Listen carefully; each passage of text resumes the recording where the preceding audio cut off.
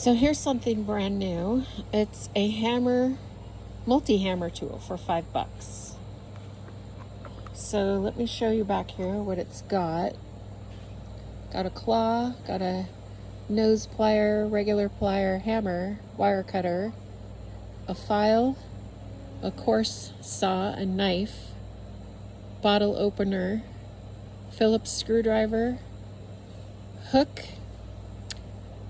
four-piece, sorry, don't have my glasses on, four-piece wrenches, yeah, slotted screwdriver, and a flathead screwdriver, and another saw. So that's pretty cool for $5.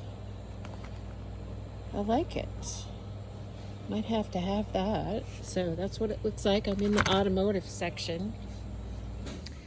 And I also see they've restocked the electrical tape. They restocked the caulk. And I haven't ever seen this before either. This is super glue foam tape, 6 feet for $1.25, and it's 0.75 inches wide.